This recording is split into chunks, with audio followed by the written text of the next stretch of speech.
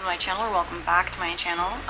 If you're not new here, my name is Andy, sometimes Mouse, and I talk about books and book-related things, and today I am giving you my TBR for May. I want to give my regular disclaimer that if you hear any loud sounds, animal noises, etc., I do live in a zoo and I only have so much control over the things that they do. And today the bird is in a mood and I obviously don't have any control over what he does. Love Picasso to death. As you guys know, May is, maybe you don't know, I don't know, May is my birthday month. And this is the shortest TBR I've ever made, I think ever, which is really interesting because as my tastes get really more specific and my desire to read in mass gets lower and lower, my TBRs are probably going to get smaller, but it does also mean that I can take a little bit more time to think about the things that I'm reading and give more adequate wrap-ups when the time comes. So, win some, lose some, but I definitely think this is the smallest TBR that I've ever made. So, you know. With all of that being said, let's go ahead and get this show on the road. First up, we have my new and continuing series, and we are going to start that off with Arusha and the Nectar of Immortality by Roshani Chokshi. Sorry. I really like Arusha. I like the series a lot. I might be rereading the other books as well. I just have not decided yet. They're not very long and my library has all of them, so I might, just so that I can remember where we're at in the story. But this is the next, possibly the last book in the Arusha series. I'm not 100% sure about that. But anyway. The Pandavas only have until the next full moon to stop the sleeper from gaining access to the Nectar of Immortality, which will grant him infinite power. But how can Aru, Minnie, and Bryn hope to defeat him without their celestial weapons? The sleeper and his army are already plundering the labyrinth, and the sisters can't even enter. Their quest to get in will have them calling on old friends, meeting new allies, and facing fearsome trials, like performing in a rock concert? When the moment of confrontation finally arrives, it's up to Aru to decide who deserves immortality, the Devas or the Asuras. The most unexpected answer will come from a most unexpected place. More surprises and delights, gods and demons, and laughs and tears await in this immensely satisfying conclusion to the wild ride that began with the lighting of a lamp. Okay, yeah, it is the last one, which I'm kind of sad to say goodbye to Arusha, so, there's that. I've just enjoyed this series so much. I started it last year and I read the bulk of it over the summer last year. I would say probably around this time of year actually was when I read the bulk of it. Having just moved into this house, I remember sitting in the backyard tanning and listening to it. So I'm kind of sad about it coming to an end, but I am really excited to see where things go from here and so on. Next we have Blood Heir by Emily Wen Zhao. This is a new series I have not ever read, but it has been on my library list of books that I have tagged that I want to eventually check out. It is about in the Cerulean Empire, affinities are reviled? I don't know. Their varied gifts to control the world around them are deemed unnatural, even dangerous, and Anastasia Mikolov, the crown princess, is one of the most terrifying Affinites. Anna's ability to control blood has long been kept secret, but when her father, the emperor, is murdered, she is the only suspect. Now, to save her own life, Anna must find her father's killer. But the Cerulean beyond the palace walls is one where corruption rules and a greater conspiracy is at work. One that threatens the very balance of Anna's world. There is only one person corrupt enough to help Anna get to the conspiracy's core, Ramson Quicktongue. Ramson Quicktongue. Ramson is a cunning crime lord with sinister plans, though he might have met his match in Anna, because in this story, the princess might be the most dangerous player of all. I will say, I looked at it at the library and I was like, oh, that looks interesting, saved it, and then when I put that in Sheets, I was like, you're telling me the love interest's name is Ramson? Like ransom? Okay, I don't have high hopes. I'm gonna be honest, I don't have very high hopes. The average rating was 3 point something, 5-ish, midway between 3 and 4, so I don't have high hopes, but we'll see. We're gonna be hopeful. Maybe it'll be good. I don't know. Next is going to be two rereads, or maybe just one reread. I think I maybe only read the first book. One reread at the very least, and then two new reads. Both of them are, or all three of them are middle grade books, and that is The Strange Worlds Travel Agency by L.D. Lipinski. I would also class this in the art recommendation category because I don't have anything in the art recommendation category, so it's like a fun combo because I only read these books because of art. In The Strange Worlds Travel Agency, you basically go and a suitcase will take you to another world.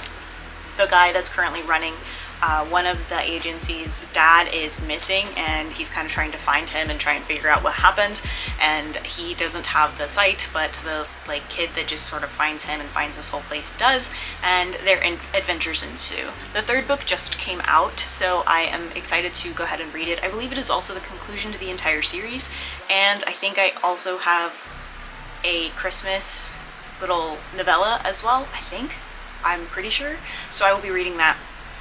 I did say they were by L.D. Lipinski, right? I don't know. But that's The Strange Worlds Travel Agency, The Edge of the Ocean, and The Secrets of the Stormfest. Those are all middle grades. I'm excited to read them and continue the series. This month actually feels like it's a lot of middle grade. I don't know. Maybe I just thought, it's my birth month and I'm getting closer to 30, so let's feel closer to 12. I don't know why, but here we are. Anyway, for the genre, or for the category of book that I classify as other books and still have not come up with a better title. First we have A Snake Falls to Earth by Darcy Little Badger. I like Darcy Little Badger. I read another book by them way back, like in 2020, and I enjoyed it a lot, so I'm excited about this one. Nina is the Lipong girl in our world. She always felt there was something more out there. She still believes in the old stories. Ollie is a cottonmouth kid from the land of spirits and monsters. Like all cottonmouths, he has been cast from home. He's found a new one on one of the banks of the bottomless lake. Nina and Ollie have no idea that the other exists, but in a catastrophic event on Earth, and a strange sickness that befalls Ollie's best friend will drive their worlds together in ways that haven't been in centuries, and there are some who will kill to keep them apart. I like that this brings Indigenous stories in a, not new light, but just teaches me about Indigenous stories that I would not have otherwise heard about, and Indigenous lore that I would not have otherwise heard about, as well as some of their beliefs and that kind of thing. I think that it's interesting and educational, and I really appreciate that. I also appreciate Darcy Little Badger's writing, though. I think that they do a really fantastic job. Don't Say We Didn't Warn You by Ariel Delgado Dixon. Full disclaimer, I added this and then read the about. No matter how many times I say I'm gonna stop doing that, I don't stop doing it. It's a contemporary. It's not horror, and it looks like a horror. If you look at that book cover and tell me it doesn't look like a horror, and then it's Don't Say We Didn't Warn You. Anyway. A young woman thinks she has escaped her past only to discover that she's been hovering on its edges all along. She and her younger sister bide their time in a dilapidated warehouse in a desolate town of New York City. Their parents settled there with dreams of starting an art commune. But after the girl's father vanishes, all traces of stability disappear for the family, and the girls retreat into strange worlds of their own myth-making and isolation. As the sisters both try to survive their increasingly dark and dangerous adolescences, they break apart and reunite repeatedly, orbiting each other like planets. Both endure stints at the Veld Center, a wilderness camp where troubled teenage girls are sent as a last resort, and both emerge more deeply warped by the harsh outdoor survival experiences they must endure and the attempts by staff to break them down psychologically. I find the troubled teen industry somewhat interesting as someone who, if my parents had not had the education that they had, they probably would have sent me to one of those. Luckily, my mother has a background in social work as well as psychology. Otherwise, I think that I probably would have been sent to a Christian troubled teen camp. I was not a good teenager, and my community that I lived in is the kind that would have felt that that was an adequate response to a child essentially crying out for help. So I'm really grateful for that, and I find the entire thing interesting. And that sounds fucked up in the way that people say true crime is interesting to them, that they're like, oh, I'm an avid true crime consumer, and it's like, those are real people. It feels horrible to kind of say that I find it interesting, but I think what I find interesting is the psychology behind why parents decide to make that decision and think that it really is the best choice for their kids when there's lots and lots and lots of proof that it is outright not good for their children.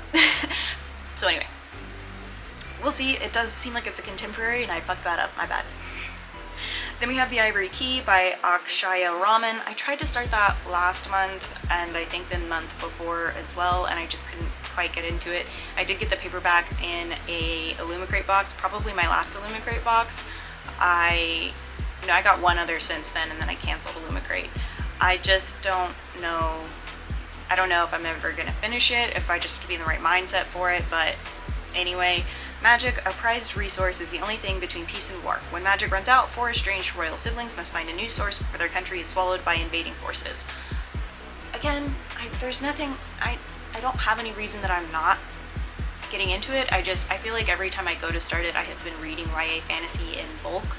And so then I'm like, I don't want to read this. This feels like every other YA fantasy that I've been reading, especially because the last time I read it, I think I had also just finished the Chariot at Dusk series, which is different, definitely, but like same sort of energy, as well as the book that came with that box.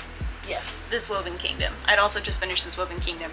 Fine books, whatever, but I think reading all of these in succession was just too much of similar concepts for me that I couldn't continue with reading the Ivory Key, but I'm going to try it this month. And if it still doesn't, like if I'm still just like, I don't care about this, then I'm going to sell it. So then we have What We Harvest by Anne Frystat. This one does seem like a horror. I'm probably going to be let down, but we'll see. This is a novel about an idyllic small town poisoned by its past and one girl who must fight the strange disease that's slowly claiming everyone she loves. Wren owes everything she has to her home up until 5 months ago. That's when the Quicksilver Mercury blight first surfaced, poisoning the farms of Hollow's End one by one. It began by consuming the crops. Next were the animals. Infected livestock and wild creatures alike staggered off into the woods by day, only to return at night, their eyes fogged white, leering from the trees. Then the blight came to the neighbors. Wren is among the last locals standing, and the blight has finally come for her too. Now, the only one she can turn to is the last person she wants to call her ex. Wren and Derek still have one thing in common. Hollow's End means everything to them. Only, there's much they don't know about their hometown and its renowned miracle crops, and they're about to discover that miracles aren't free. Their ancestors have an awful lot to pay for, and Wren and Derek are the only ones left to settle old debts. Seems interesting, and if they're white people, then they definitely do have to pay a price for things. Next we have My Lovely Wife by Samantha Downing. I'm not gonna lie, this cover has been appealing to me since I saw it. It seems like a fun thriller. I'm gonna have some grievances with it, and I already know I'm gonna have some grievances with it, but let me tell you what it's about, and then I'll talk a little bit more about it. Our love story is simple. I met a gorgeous woman, we fell in love, we had kids, we moved to the suburbs, we told each other our biggest dreams and our darkest secrets, and then we got bored. We look like a normal couple. We're your neighbors, the parents of your kid's friend, the acquaintances you keep meaning to get dinner with. We all have secrets to keeping a marriage alive. Ours just happens to be getting away with murder. It seems like Dexter meets Mr. and Mrs. Smith energy, maybe, I don't know. The cover though is fantastic to me, so I'm a little bit excited to read it and just see how messy this is, because it has to be messy, right? Like, all due respect, but couples generally don't work well together. Messy. I think it'll be interesting, and I'm excited to see how it goes. Then we have my advanced reader copies, or e-galleys, or whatever you want to call them. For my ARCs this month, I will be reading Take Her Down by Lauren Emily Whalen. Also, I want to be clear that I think most of these books are already out or will be coming out this month, so I'm just behind, or they got approved to me right before they came out, and I had other books that were taking priority, so. First, we have Take Her Down by Lauren Emily Whalen. It is a YA retelling of Julius Caesar. I don't do Shakespeare, so I'm not gonna read this and be like, well, this didn't really feel like Shakespeare. I'm really not that person, because I've yet to find a way for me to consume classical writing and enjoy it. 11-year-old me, they could do it, but not adult me. I can't do it, I'm an idiot, so. Stakes at Augustus Magnet School are cutthroat, scheming is creative, and loyalty is ever-changing. Overnight, Bronwyn St. James goes from junior class queen to daughter of an imprisoned felon, and she lands in the care of her aunt and younger cousin Cass, a competitive cheerleader who Bronwyn barely knows. Life gets worse when her ex-best friend, the always cool Jude Cuthbert, ostracizes Bronwyn from her queer social elite from the queer social elite for dating a boy, Porter Kendrick. Bronwyn and Jude are both running for student body president, and that means war. But after Bronwyn, Porter, and Cass share a video of Jude in a compromising position, Jude suddenly goes missing. No one has seen her for weeks, and it might be all Bronwyn's fault. Will Jude ever be found, or will Bronwyn finally have to reckon with what she's won and what she's lost? I do like the subplot of the way that we discredit queer identities based on who someone is dating. For fantastic example, I, a non-binary queer person on the A spectrum, am married to a cis-het man, and he's like the straightest guy I know, although his type is just people who look like me, which I love that for him. And I have been basically told not to be a part of queer conversations and that kind of thing, because I am married and in a heterosexual passing relationship, which does get you ostracized out of a group. But also, posting a video of someone in a compromising position, don't do that, that's bad. Whatever it is, don't do it, it's bad. I don't know the context yet though, but all I can say is don't do that, it's bad. Then we have The Pennymores and the Curse of the Invisible Quill by Eric Koster. When her brother vanishes in the night, along with all that she thought to be true of magic, Parker Pennymore must unmask family secrets, travel far beyond the castle walls, and convince her sisters to break a few laws along the way. But what's a hero's journey without a little rebellion? Created first as a bedtime story with his daughters, The Pennymores explores a world where all writing has been banned for centuries. But when an unstoppable enemy returns, threatening to destroy the world, the Pennymores must set off on quests, taking them inside hidden mystical realms, confronting ancient challenges, and forcing them to step closer to the heroes they are destined to be. I love the idea of reading a book based on a story, bedtime story that somebody told their kids. I think that that's fantastic. Then we have Winnie Zhang Unleashes a Legend by Katie Zhao. Winnie Zhang has two goals: survive her first year of middle school and outdo her stuck-up arch nemesis, David Zuo. It won't be easy since, according to her older sister, middle school is the pits. Luckily, Winnie studied middle school survival tactics in comic books and anime, and nothing will stop her from being the very best student. But none of Winnie's research has prepared her to face the mother of all hurdles, evil spirits. When she makes mooncakes for a class bake sale, she awakens the stuff of legends from her grandmother's old cookbook, spilling otherworldly chaos into her sleepy town. Suddenly, Winnie finds herself in a race against time, vanquishing demons instead of group projects, armed with a magic cookbook and a talking white rabbit. She must embrace her new powers and legacy of her ancestors, because if she doesn't, her town and the rest of the world may fall to chaos forever.